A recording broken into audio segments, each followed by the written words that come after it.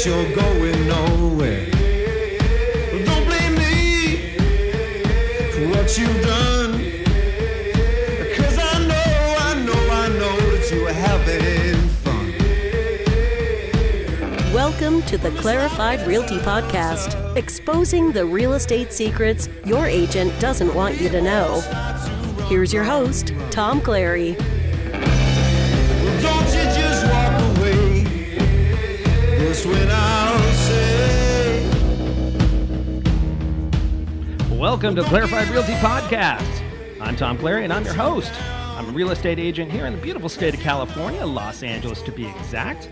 I'm here with my co-host, Ron Bruno. How you doing today, sir? I'm doing well. Happy birthday. Oh, thank you so much. Happy I do birthday. appreciate it. That's thank exciting. You. Yeah, you know. 35. 35 for, what did I say earlier? 13. For the 13th time. 13th anniversary of yes. my 35th birthday. Yes, sir. Yeah, I'm getting old. No. I'm getting so old. Getting better. It's tough because it's really funny because Julie, my wife, is slightly older than me. She had a birthday in February, so I've been razzing her the entire year, as is my job. Yes, I was like, of course. Oh, God, 48 is so old. God, I'm so God. I can't. I don't want to be 40. And then it's now I'm crossing that threshold, and now I've got to go. Oh, now I'm 48 too. So You're not quite an adult yet. I'm not. But it's interesting. Last night I got myself a little birthday gift. Good for you. I did. Nice. I've had a nice month, and so Yeah. I thought, hey, it's time. I'm gonna go out and get something for myself. So Good for you. I went out and I got myself one of those PS4 Pros. Oh. I don't play games. I'm not a gamer guy, right? Yeah. But I was just I also got the virtual reality headset. Oh, that's cool. And so I wanted to kind of what's going on in the virtual reality world, Yeah. and I'm surrounded by folks who are always who do that, Sure. who create these amazing things. And so I went into the GameStop, I think it's called, Okay. the game store, right? Yep.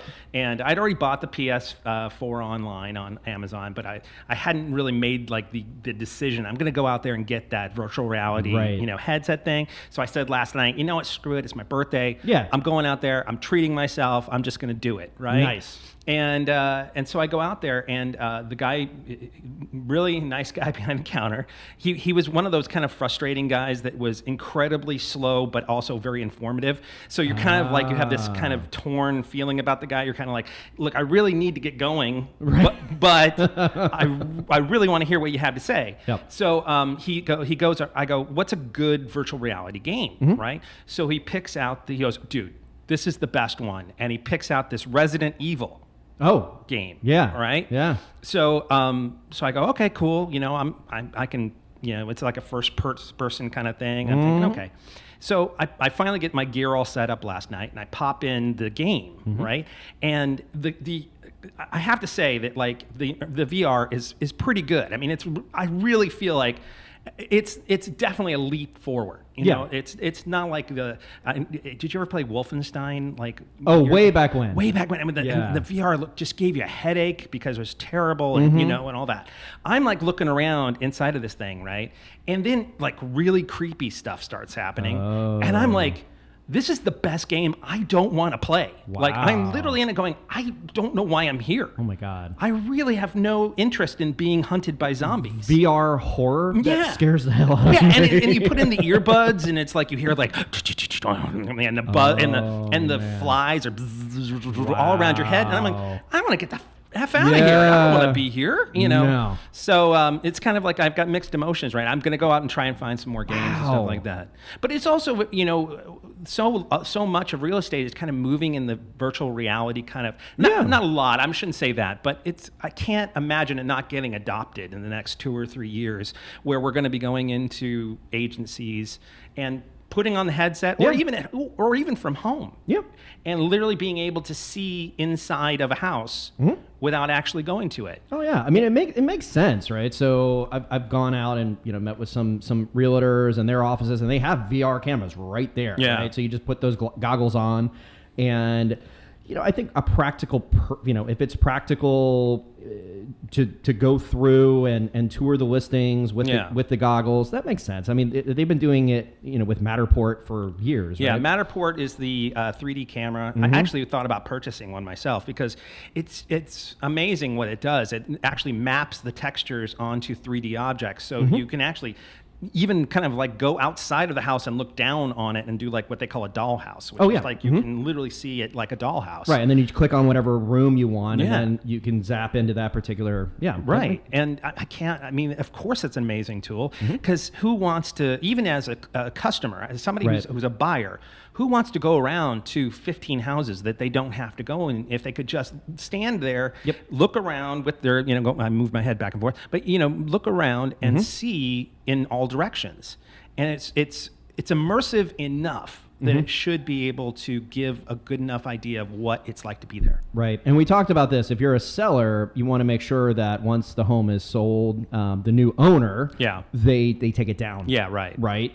And also, even if you are the seller, I mean, you're basically showcasing, if you're not staging the house and it's all your stuff, you basically are setting it up. You're basically showing people, I have this TV, I have this artwork, and it's, I typically put it in this part of the house. I put it next to this window. Yeah. All you have to do is break this window and you can climb in. Yep. Yeah, that's actually a really good point, because, you're giving anybody who is really that there is an impact there. We talked about that in a previous episode, right? So we talked about that in Oxnard, I think, where people, they came from, I don't know, some gang in South Central, right? And that's not stereotyping; that actually happened. But gangs in South Central, breaking new ground here, Ron. I know, it's crazy. Yeah. But yeah, they actually they took the home tours and they mapped that with Zillow.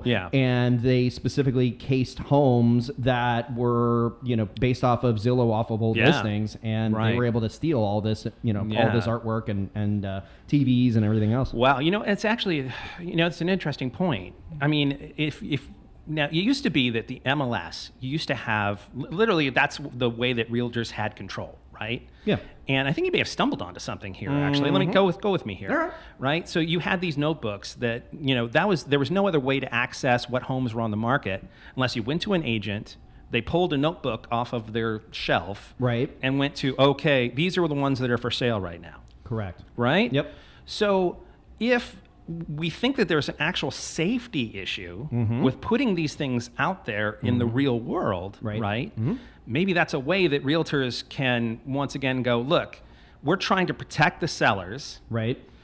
You need to come into us in order to show you guys this thing. And I by the way, I'm not saying that to try and rip back control, but it is an actual safety issue. Yeah. Well, I mean, it's also, it's just, good business. And it's also just, as a professional, you want to protect your clients before, during, and after the transaction. Right. Right. So that's just, it's to be able to think that far ahead and to protect both sides. You know, I mean, the transaction's done, that information, you need to make sure that whatever the paper trail or whatever the, internet trail, you cover your tracks. Yeah.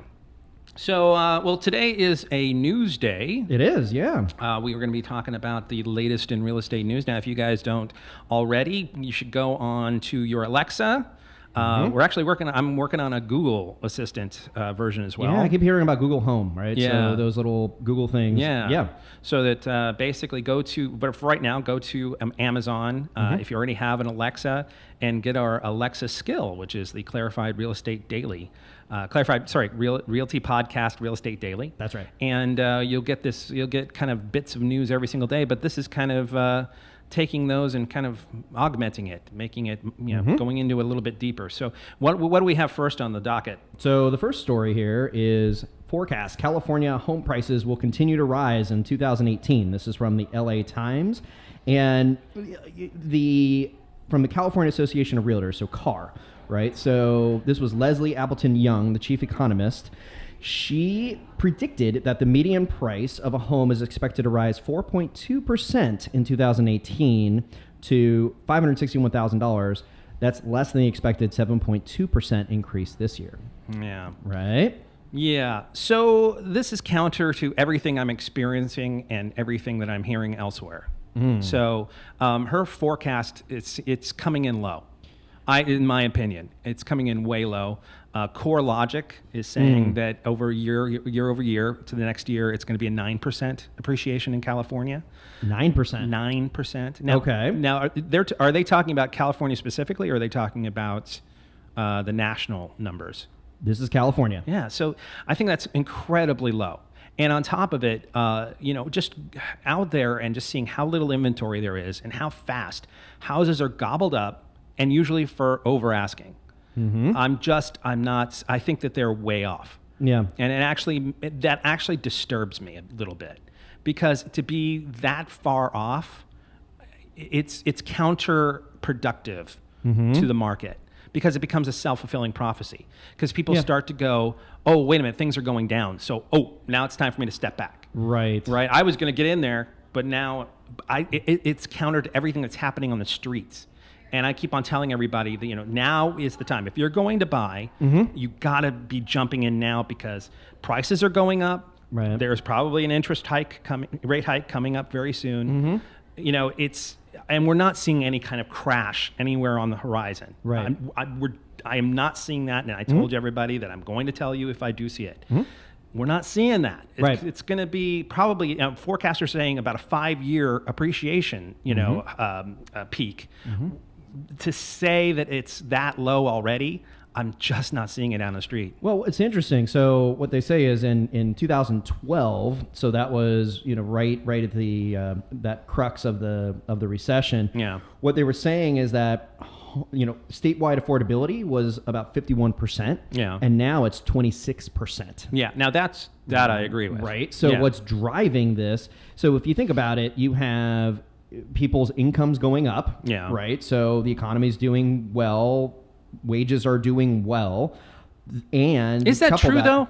I mean, I keep on hearing that, and I'm also hearing about stagnation in certain pay areas, certainly in the minimum, lower income, of course. Minimum wage isn't going anywhere. I mean, wages aren't spiking, but I would say overall the economy is doing well. Yeah. Right. So people have more discretionary income. Sure. Right. But what it's saying is that if you look at the affordability, so you're looking at you look at the wages. The other piece of that is mortgage rates. They've been lower. Yeah. Right. And they've been lower for a good amount of the year. Right. Right. So you would think that there would just be tons of new activity, but the biggest challenge is it's the affordability, number one. Right. So home prices have gotten to a certain level. And what also is driving that is the lack of inventory. Yeah. Right. So, well, I mean, if you look at the months of homes on the market, right? So basically, that statistic is if what is it that if we sell at this rate, there would be 6 months left of whatever. You want to try and keep it in the 6-month area, because that it would take 6 months to go through all the houses that are on the market right there, right? Right. So we want to keep it around 6 months because that's kind of a normal market. It's cratering right now. It's actually 4 months. There's only 4 months worth of inventory on the market right now. Right. So how on earth can that be that low that appreciation is only 4%? Right. I can't. Well, another piece to this is if you look at first-time home buyers. Yeah. Right. So first-time home buyers, that's going to represent the bulk of the market. Right. So if you think of it as a funnel, the home prices on the lower end, there's more people that can afford those. Right. Right. Right. So if they can't buy it because they're priced out and only investors can, then what's going to happen is the funnel, it just keeps getting, tighter and tighter and tighter and tighter, where they're going to either just become renters, right? So they've dropped out, or what they're saying is they're actually going to be moving to other parts. So I think the people that, they may have, think of the millennials that came into the market for the first time, right? So, they started pre-approving with us earlier in the year, and we got them to a point where, okay, we got you approved, but I mean, either with the rate or the home appreciation, they might have gotten priced out. Yeah. So they could have, completely change their game plan. Maybe they were looking in Culver City, maybe they were looking in other parts of LA. And, when they go and talk to their family at Thanksgiving and Christmas and everything else, maybe they're going to be changing their whole game plan for 2018. Yeah. Right. So maybe they're going to move to Riverside. Yeah. Unlikely. I don't see behavior-wise them making that change. But I will say that Thanksgiving dinners are one of the most damaging things towards actual people, progressing in life, because there's a bunch of people who are not experts sitting around a table with a lot of wine in them, pontificating about what they may have heard, or and they're not actually out there experiencing it, right? And and they're generally racist too, which is another thing that has nothing to do with this, but Thanksgiving. It seems the correlation between Thanksgiving and racism is really and alcohol. And alcohol, yes. It seems to go up. There's a spike in that. Now that I'll say is there's definitely going to be a spike in racism and alcohol at this Thanksgiving. But I just don't. I'm gonna go out on a limb here, and I'm gonna say that the folks who jumped on now and then probably in the next 6 to 8 months, are going to be so glad they did. Like they're going to look back and go, we almost missed that train. Because just like what you're talking about, it's going to get to the point where only the people who are developers, people who are investors, they're going to be the ones who are going to be coming in and being the property owners. Right. And there's going to be everybody else who's the serfs, who basically, work in the company store, or work for the company store. Yeah. And, the people who got into a property and can ride this up, because look, even if appreciation does go down, it's still appreciating. Sure. You're still making money on something that you're spending money on. That's right. And there's nothing that says in the near future, probably in the next few years, that it's going to go the other way. Yeah. So, it's. Well, I mean, if you think about it, you have a condo. It's at $500,000, and if it's even a 5% appreciation, that condo is now $525,000. Right. How fast can you save $25,000 if you're socking away $500 a month? Right. Right. That would take multiple years. Yeah. And if you miss it and it keeps appreciating, it keeps going up and up and up. That's really the challenge. And I think for those that are thinking about it and can survive Thanksgiving and all of the all the bias that comes with that. Yes. Things like the the Unison program, right? Thinking about it in terms of, okay, so we have this gap and we're trying to afford more home and we're trying to get into the right school systems. We're trying to get into the right place. Let's talk to our professionals in our world, in your circle, and come up with that particular game plan for 2018. Right. So I think, it's a good time to start that discussion and to, look at it in terms of, okay, well, let's just get a good baseline. Yeah. That's what I always tell my clients. I'm always like, let's get a good baseline to at least see where you stand. Right. And another thing to think about, let's just to kind of, think about things here, that appreciation goes down to zero, right? Yeah. Well, but you're still making equity. Correct. Because you're paying off the loan. You're not just paying it to someone that is going to get enriched by your own money. Right. You're paying it to yourself. Yeah. Well, and you also have, the interest rate deduction, right? Right. Well, yes. And we're going to get to that in a second. But then the other thing is that what I'm also hearing is that there's a big issue in terms of people who own right now are concerned about jumping up to another house, right? So let's say they want to go trade up. They're like, first off, I'm going to lose the great interest rate that I already have. Right. Or B, it's like, well, then I can't find something that I can afford. Okay. And by the way, I understand that, right? Because inventory is low. Yep. Yeah, there is going to be, that doesn't mean they're not out there, guys. They are out there. You just have to really look for them. But also, and correct me if I'm wrong, because Mr. Lender, I mean, if you have a bunch of equity in the house you currently own, that's more down that you can make, so you could potentially have the same interest rate that you had before. Correct. Yep. You know what I mean? Absolutely, yeah. So that concern is not even something that you really need to focus on either. Right. You should be talking to someone.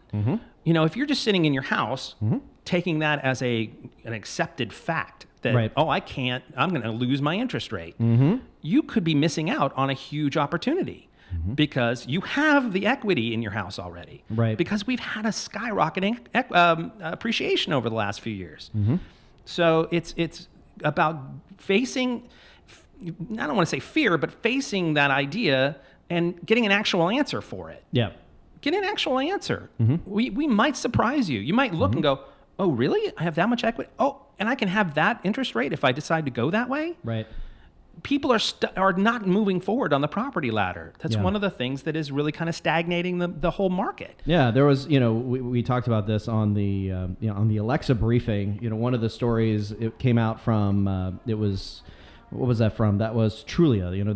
They have this calculator, right? So they have the home affordability calculator, and what they show in most major markets is that as long as you plan on living in that particular home for 5+ years, on average, it is generally better to buy than to rent. Right? Yeah. All across the nation. There's some markets where even in the first year, it actually makes more sense. Right. And it may be that it's more about the time that you're and like Ron says, the time that you're going to be spending in that house.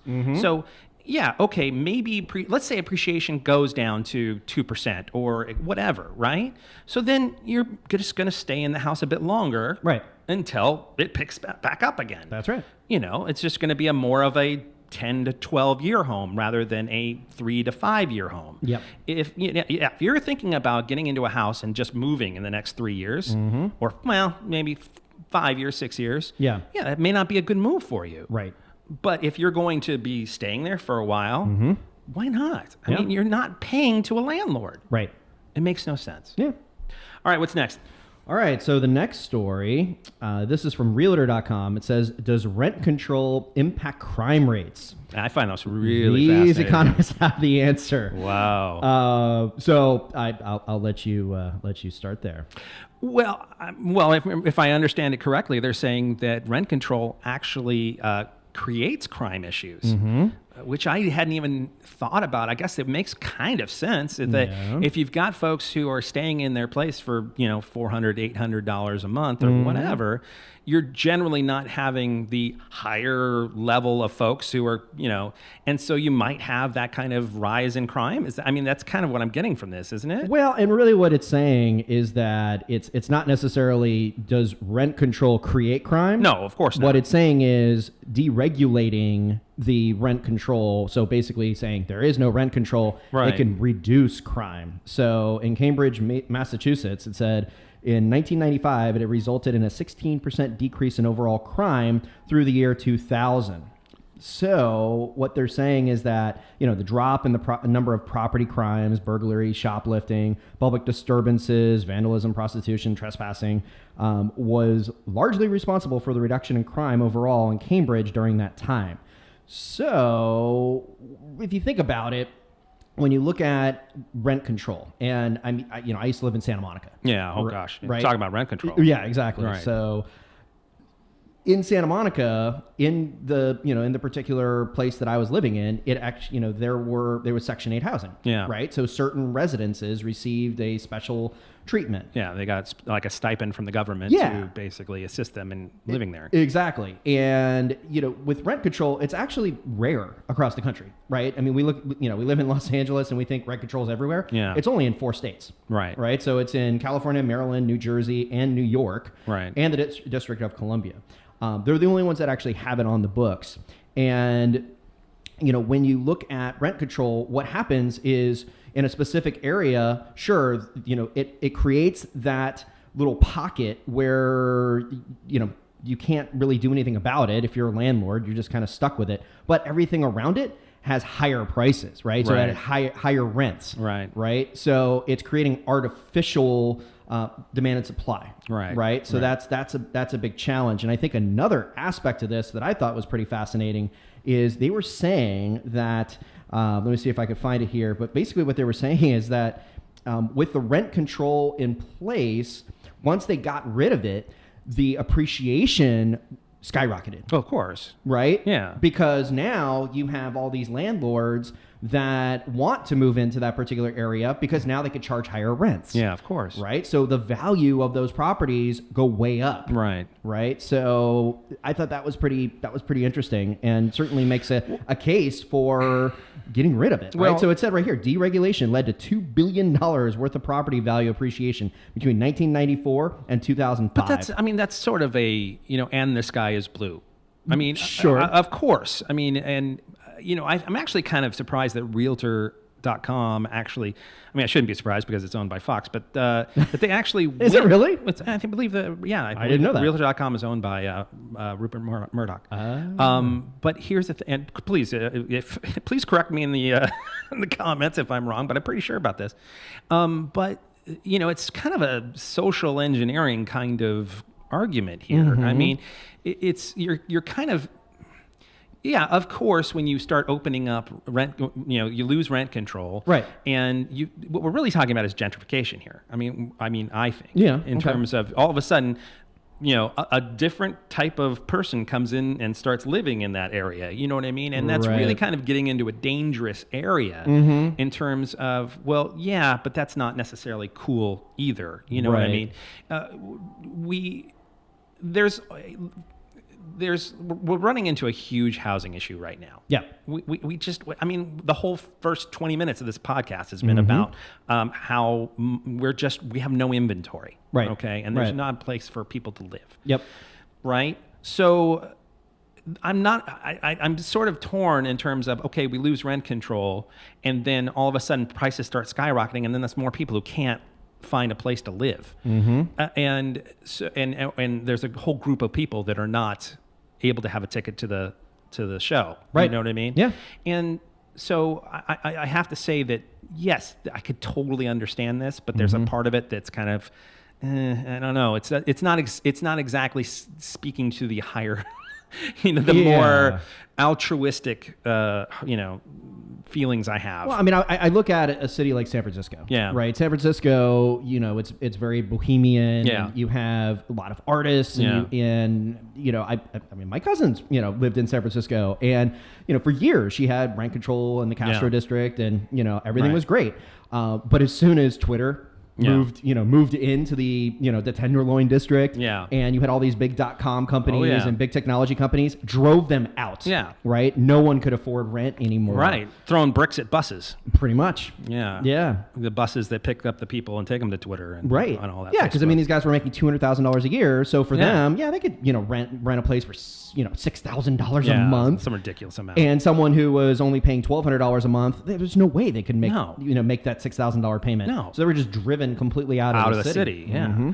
So I have mixed emotions about this. Yeah. I mean, and who is it really? Who is this really appealing to? This article, because when you think about it, it's kind of like, is anybody in that area ever going to vote for rent control to go away? You know what I mean? True, yeah. Even if you tell me about crime, statistics going, it's like, well, but I can afford this. There's very few people in there that go, oh, if I lose my rent control, I can have a safer place to live. I don't see that. Right. No, who's making that decision? So it's really about who is this article for? That's really kind of what I'm wondering about. What do you think?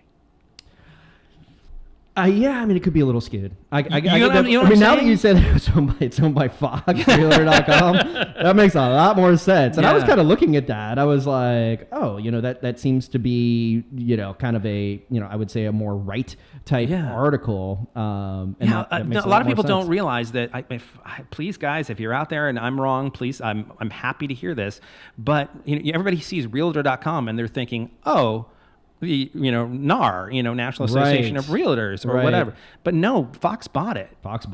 Realtor.com. Yeah. For me, it just shows the benefit of owning a home. Yeah, right. Where you don't get caught in any of this. I figured out a way to whether escape it's coming this. from CNN or Fox or whoever. Just buy a damn house and then you don't have to worry about rent control. Exactly. Or it going away.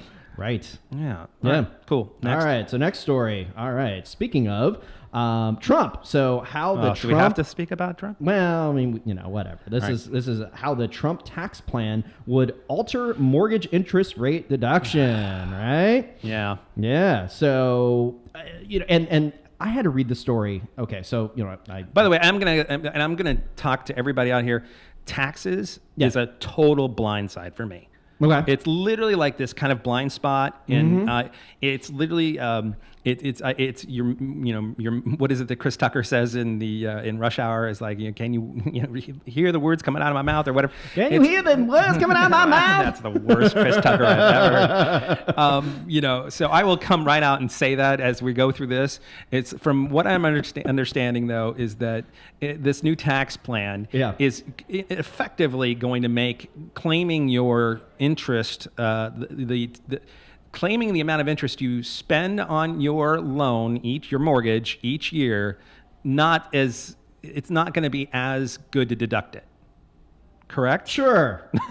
Sure. I mean, well, they're going to dissuade people from actually taking itemized deductions. Correct. So, every single year, if you are a homeowner, you get to deduct the interest that you pay on your mortgage. Right. Right. So if your rate is 4.5% and you paid $3,000 or $4,000 in the interest side, so with a mortgage payment, you have principal and interest, right? And if you paid $4,000 of interest, then you get to deduct that. Right. So if your overall taxes, if you made $100,000, you are now taxed on $96,000 versus $100,000. Right. So that's kind of how the interest portion of it works. Now, what they're saying is Trump, he is looking at it from the standpoint of, okay, so if you have someone who is paying that interest rate deduction, we're going to give you a couple of other deductions, right? So now they're getting into the actual, you look at the itemized deductions. So that would be property taxes. That would be, money you spend on, you're looking at expenses for housing, right? So all of these different items. So what he's saying is you can have the mortgage interest rate deduction, but you can't have these itemizations. Or you can have the itemizations, but you can't have the mortgage interest rate deductions. Right. So he's kind of getting around the mortgage interest rate deduction without pissing off all the realtors. Correct. Which is a huge lobbying. Right.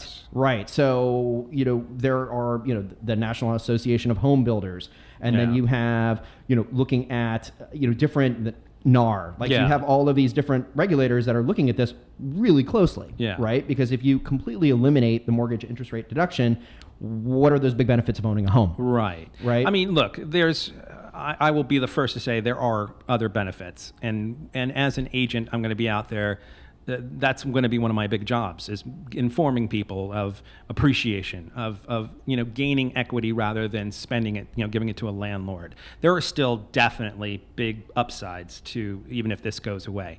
That being said, this deduction has, it's been one of those things. It's like, you do think about, you're like, I save money by actually buying a house because I pay less money on my taxes. Correct. And if that gets the legs cut out from underneath it, it's going to have an impact on the market. I think it could cool it down. I don't know to what extent, though. Right. Well, it'll be interesting to watch the numbers. Again, it's manipulation, right? So it's looking at and again, it's also appeasing, right? So it's all politics, right? Yeah. So you're trying to and taxes are such a fiery issue and so complicated. Our tax code is just beyond, right? So trying to manipulate it here and trying to appease this group over here, it's extremely difficult to come up with a plan that benefits everybody. Right? Because everyone's in different levels. Right? Someone who is on the West Coast or, in New York, they pay higher, they have high, their property values are higher and their mortgage is likely higher. So as a result, they get bigger deductions. Right? When it comes to the mortgage interest rate. And then you have someone who is in, let's say Iowa, and the home value is $114,000. Well, that deduction is a lot less. Right? So it's really difficult to manipulate and look at all these different areas. So it's important to identify and really understand what's out there because it affects your pocketbook. Well, it's funny that when you put it that way. Do you think that this is some sort of way to cool off New York and California in some way? No, I don't think it's. You don't think it's some sort of purposeful thing to stick it to us? No, I think it is. You have tons of lobbyists, Yeah. right? That just roll up to DC, Yeah. and you have the National Association of Home Builders, and you have National Association of Realtors, Yeah. and then you also have other groups like the NAACP, and then you have all of these interested parties, and they're saying we need it to be like this, and now we need it like this. And they're trying to appease, the general population, and it's extremely difficult because people are in different economical situations, as well as they're in different parts of the country. Right. So it's not easy, right? So it's very difficult. Now, what they are saying is, So the National Association of Home Builders says they might be open to eliminating the mortgage interest rate deduction as long as home ownership was protected elsewhere in the tax code. And what they're saying is possibly a tax credit. So it says a credit, which is subtracted from the amount of tax someone owes, is more generous than a deduction, right? So there's different, there's all these different options that are out there. Yeah, well, that definitely. Right? Well, but so think of it like a solar panel tax credit. No, I get it. Right? I get what they're saying. Strangely enough, I can't believe I actually got it. Mm-hmm. But how is that not some sort of a strike against New York or California?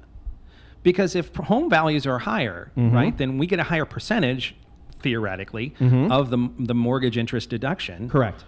If you give me a general credit across the board, right? How is that going to? I'm certainly going to be making less of. It's going to make less of an impact on my taxes than if I'm in Iowa or Wisconsin or wherever in those states that sure definitely don't lean the flyover states. Yes. Definitely don't lean blue. Right. No, it's true. So I think it is, and I don't know if it's purely from a political standpoint, but I think it's trying to appease. So if you had something that was maybe flat or income based, then maybe it would be, something that would be generous across all areas. Well, but what's so funny about that is that then what we're talking about is something that's incredibly arbitrary. It's like, okay, well then why is one thing a percentage and why is another thing a flat? Right. Why do you deem that a flat compared to, at some point you're just making picks that help you to create the picture that you see of the country. I mean, I really, if we're talking about brakes and throttles, I mean, you're really looking at. There's no reason for something to be a percentage, and do you understand what I'm saying? Yeah. Like, you have to substantiate it in some way. I'm not seeing that here. I'm Right. just seeing that, okay, if we're going to make it some sort of flat credit, then why? Right.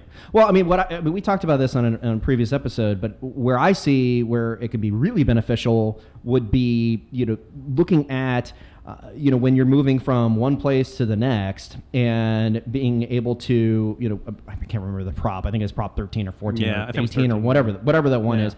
But basically saying that your property taxes are grandfathered right to the next property. So I think things like that would help. But actually spur home ownership. Right. But what I'm also saying is that I almost understand turning it off completely compared to doing something that is kind of like, well, we're not getting rid of it, but at the same time, we're limiting people who are able to take the most advantage of it. Do you understand what I'm saying? So I guess maybe I'm a bit cynical about this, but I'm curious to see at the end of the day what the impact on that housing market will be. Right. Well, and I think what they're also I don't think there will be no impact. Well, what they're also saying is that, they're trying to, have both sides, right? So they're saying you can either take the mortgage interest rate deduction, which is X, or you can itemize, right? But you can't have both. Right. So they're at least giving those two options. And when you do that, I guess, some will choose the interest rate deduction if they're, if that's a better tax credit than if it's someone who, wants to itemize. I'm putting myself in my CPA's place, and it looks like they're going to have basically double the work at this point. There's going to be, you can either do this or you can do that. Right. Which one do you want to do? And of course, it's going to be the one that has the most impact on reducing your taxes. Correct. Anyway. All right, cool. Let's move on to the next one. All right. So let's wrap this sucker up. This is kind of a fun one. So we talked about this on on the Alexa, and I just kind of touched on it. There's a lot of moving parts here. You wouldn't think that there's a lot to talk about here, but yeah. Yeah, so this one, it says, Realtor.com. Survey indicates haunted homes don't always have to be a deal breaker. Welcome to Halloween, guys. So it says, many people are open to living with ghosts year-round, especially when a few bumps in the night lead to more home for their money or the chance to live in a better neighborhood.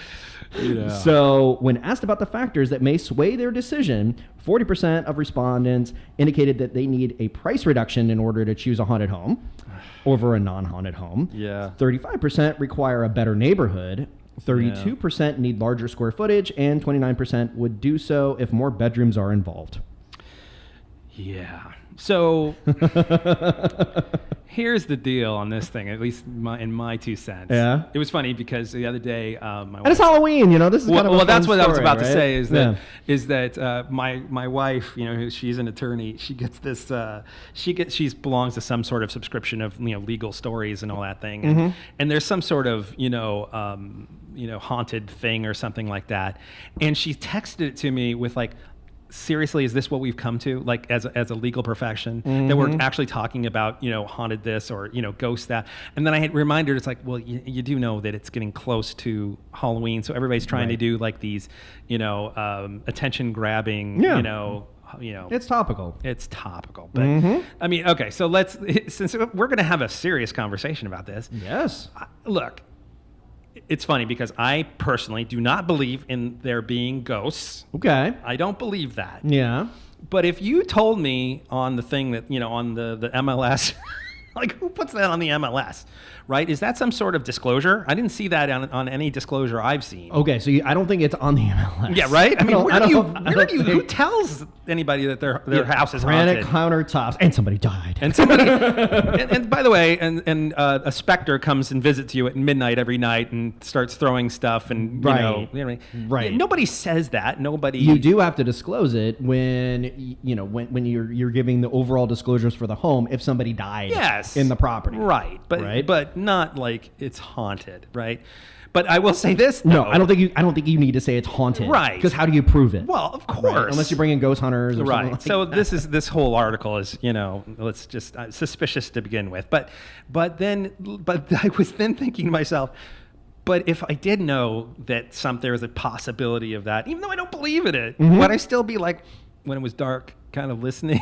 Like, sure. I would be like, there would be a heightened sense of, well, maybe there is, So I don't know. I mean, I guess happy Halloween, guys. I don't know how you feel about this one. So I actually I've had experience in this particular realm, right. And it was, I mean, it's really funny. So you have experience in this realm? What are you talking about? Are you a Ghostbuster or something? Paying attention. Okay, so I'll share a story. So my mom, I would say that she's pretty in tune with the other side, right? Okay. And I remember. So this was years ago. So this was in South Carolina. So at the time we were living in South Carolina. And you remember Susan Smith? Wait a minute. Was that the woman who like drove her kids into the water? Yes. Oh yeah. Right. So all over the news wires, Susan Smith, kidnapped her kids. Yeah. Right. So it was all over the news. And it was a big deal. And we were living in Hilton Head, and this happened in upstate South Carolina. And later that evening, when it was discovered that, she had taken the kids and no one knew where they were, my mom had a dream. Oh. And she shared that dream with my brother and I the next day. Wow. And she said, I know where the kids are. And we're like, well, what do you mean, Mom? Like nobody knows where the kids are. And she's like, well, I had this dream, and there were these kids that were in a car, and they were underwater, and they were banging on the glass. Shut up. I swear to God. No. Swear to God. And then the next 2 days came out that, she drowned her kids. That's the crazy. You're kidding me. I'm not kidding you. Okay. I am not kidding you. So I'm getting creeped I mean, my mom's told me not to take certain flights and I feel all like, sorts of things. Seriously? Yeah. Like, I saw this vision and don't get, but did the plane crash? No, the plane didn't crash. So our percentages are not fantastic. But there was some reason for me not to go on certain things, right? So I guess. Yeah, I mean, it's some people are more in tune to that. Sure. I'll yes and no. Yeah. I mean, there's a part you've never felt a presence? Nothing? No. So I'm trying to think about like if there's been anything like where I said to myself, I don't want to do that. Well, but but then we're getting into that kind of very hazy edge between, is there something psychic or something like that, and intuition.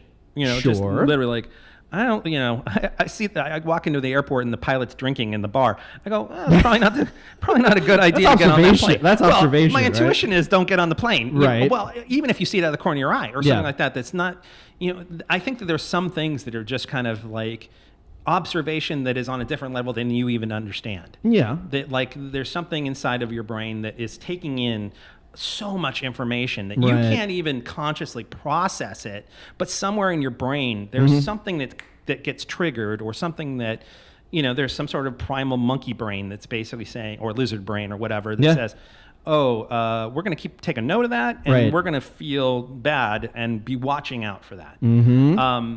It's interesting because along this lines, I actually had a client, and when you start really shopping with folks, it takes time. Sometimes it takes a while for them to find a place, and you'll come across these where it says, person died on the property. Right. And there was, and forgive me if I've told you guys this before, but there was this one house where it said, person died on the property. Yeah. And I went to my client and I said, so just so you know, the previous owner died on the property. And she's like, oh, okay. How? And I said, what do you, I don't know. I guess I could ask and maybe try and find out. Yeah. Right? She goes, look, I don't have that much of an issue if someone passed away peacefully on the property. Right. Yeah. But if it was died in their sleep, if it was like a violent death, yes, I don't want anything to do with that house. I agree. Right. And by the way, that kind of works on just a reality standpoint, in that there's a specter of violent, some violence. And I talk to anybody who has bought the Amityville Horror House, or what I mean, like those kind of things. That if there's some sort of stigma attached to a house, it kind of keeps on continuing on down through the line. So anyway, so I called up the agent on the other side, and I was like, so it says that the person, the owner, died on this property. So was it, did they pass away in their sleep?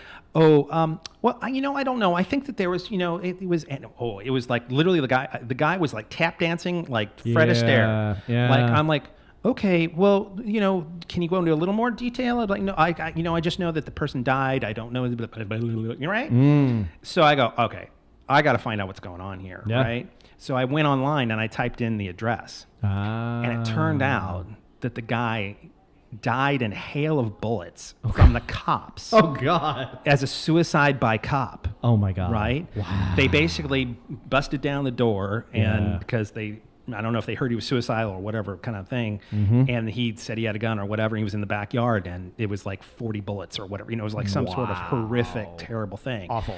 And, there's a part of me that's like, I feel bad for that agent, because he wants that listing. He wants to sell the house. Yeah. But at the same point, it's like, how do you, I guess, I like, how would I deal with it? I think I would just come right out, like from the very beginning, go, yeah, it was a really not a good situation, you know? And it was, that actually brings up another thing. So someone on my team had a situation where they had a condo listing inside of a building, right? And somebody committed suicide by jumping off the top of the condo. Oh, my God. Right? So he's like, do I need to disclose that? Because it's not in the unit. Oh, right. It's actually, but it's at the building. He jumped off the roof. Yeah. They felt it was best to just disclose. Oh. Because that's the honest and most direct thing to say. Yeah. But to even think that there's some sort of, wow, it's like an ethical question. It's like, well, nobody died in the unit. So there's going to be a level of agent that's going to go, is going to side on that side and say, well, it didn't go it wasn't in the unit. Or you could use it as a marketing, as a strategy. I mean, think about it. So, whoa, hold on a second. What, we have the most jump offable roofs in town, or how would you put that in the MLS description? Guaranteed to die. Guaranteed you will hit cement to jump off the roof. So the Defiant ones, right? So they had, Marilyn Manson was looking for a specific recording studio. Oh, yeah. And it turned out that, in the show, The Defiant Ones on HBO, right. Marilyn Manson was looking for a recording studio and a house. And it turned out that was actually the home that he looked at was on Cielo Drive, which is where the Manson murders happened. Yeah. Right. So he actually moved in. He didn't even know that. And then he's like, oh, cool. The Manson massacre happened right here at this particular property. Right. So that was interested for him. Going on with this survey, what I found pretty fascinating, it said the survey also revealed that people prefer some paranormal activities over others. Well, yeah. So it said 48% of respondents open to living in a haunted house indicated they could tolerate cold or hot spots in their home. Get out of here. The next most acceptable activity was strange noises. All right. So, bump in the night at 45%. Followed by strange feelings in certain rooms at 39% and unexplained shadows at 35%. What idiot is creating this survey, by the way? I mean, literally, it's literally going through the list of, cold and hot spots. Okay. Doll bleeds blood out of its eyes. No, I wouldn't do that, Well, it said the least tolerable happenings included levitating objects and the feeling of being touched, both of which are acceptable to 20% of the respondents. That's acceptable? 20%. Only 20%. There's some very lonely people out there. It's like, ghosts are fine. I'll take it. Yeah. 20%? Yeah. Wow, that's a lot higher than I would expect. Well, I mean, all right, so I'll give you another story. So my grandmother, right, she had passed away when I was a freshman in high school, and I remember I was I was a band geek, right, for the first year, and then I took up, surfing and bodyboarding because it wasn't cool to be in the band, but I was really good at it. So I was in band practice playing my trumpet, and all of a sudden, in the middle of our rehearsal, I just felt this just crazy, I felt in this trance. And there was this just so familiar smell, and I couldn't quite place it. And then I realized it, and it was my grandmother's house. Weird. Yeah. And it was the exact same smell. Huh. So I went into this trance. I had this just all of a sudden just completely overcome with, the home of my grandmother and just this sense of peace that everything was going to be all right. Wow. All right. Yeah. Okay. And that was like 2 or 3 days after she had passed. Oh, wow. Mm-hmm. Wow. Yeah, and I knew about it, obviously. Oh, you did know? Yeah, Okay, I mean, the whole thing, the funeral and everything else. Right. But it was so bizarre that it just overcame me. And I think, I do, I'm in tune with that side of things, right? Where you can feel a presence and everything else. But, I guess the gist and the punchline is, would I live in a home with someone who had passed away or that was haunted? And the answer is only if I knew them. Wow. Yeah. Yeah. Really? You knew the person, so you could talk to them like a friend. Yeah. I mean, if I knew the person, I'd be cool living in that house. That's a new angle. But someone completely, out there, no thanks. Wow. Yeah. Me, on the other hand, look, I don't believe in it. But I've also seen poltergeist. You've never done Ouija board?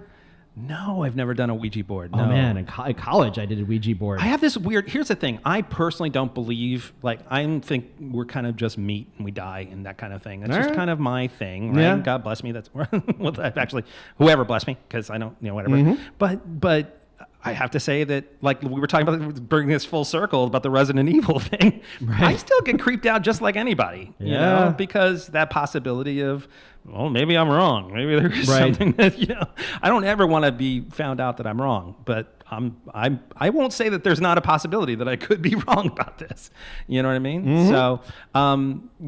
So, funny story. There was a guy who, he was a friend of mine from a long time back. He actually used to work at Amblin, which is Steven Spielberg's company. Oh, yeah. And he was very involved in all those movies and all that. Mm-hmm. And the guy, did you ever see Poltergeist? Of course, yeah. The guy who ripped his face apart was actually just like a coordinator guy that got a part in the movie. Oh, really? Yeah. Oh, or it was like an assistant at Amblin. Mm-hmm. And they said he wanted to be in the movie, I think. And it turned out to be one of the most...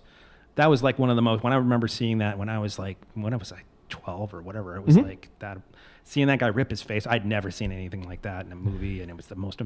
I mean, so maybe I don't know. I don't know where I'm going with this. The little girl's name is Carol Ann. That's my mom's name. Oh, is it really? Yeah, so we always go, Carol Ann.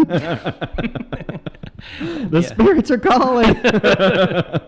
You know, that talk about haunted. That whole cast was, I mean, a lot of bad stuff going on. All the way down, except Craig T. Nelson's still okay. Yeah, he's doing all right. He's doing all right. And Joe Beth Williams. Yes. Everybody else is dead. I think the son is still alive. Okay. Yeah. The son is still alive. Yeah. But, yeah. I don't know where we're going with this. Creepy stuff. This has literally turned into the silliest episode yet. So, anything else, sir, while we're here? No, we were going to kick us out. So we're done. We're ready to go. We're ready to go celebrate my birthday. Yeah, there you go. All right. Well, that's about it for today. If you have any questions or comments, please don't hesitate to leave them for us on our Facebook page, facebook.com/Clarified Realty Podcast, all one word. If you have any questions about real estate or you're looking for someone to help you buy or sell a home, remember, I am actually a licensed real estate agent. I'd love to help you out, so please email me directly at tom@clarifiedrealty.com or give me a call at 818-335-7662. Don't be shy. Come on, guys. Give me a ring. For more exclusive bonus content and advice between episodes, please check out our website, www.clarifiedrealty.com. Also on our homepage, you'll find links to helpful buyer and seller guides that can give you some really great information for starting your home buying or home seller process. So definitely check those out. And as we mentioned before, we actually have an Alexa skill. So search the Alexa store for the Clarified Realty Podcast, add our skill to your daily briefing, and get a dose of real estate news and tips every day of the year. Definitely give it a try, guys. It's pretty cool. I'm on Snapchat, Twitter, and Instagram as well. My handle for all three of those are @Clarified Realty. Please leave feedback and reviews on iTunes or in the comments section on our page. Together we are stronger, guys. So if you have any questions or comments or anything you want to say, I'm listening. Please, let us know if there's anything you want to talk about. My amazing theme song, Hey Now, is from the band Wolf. That's Wolf with 2 Fs. And please go check them out and like them on SoundCloud. They rock so freaking hard. When ghosts listen to them, they don't say boo. They go, F yeah!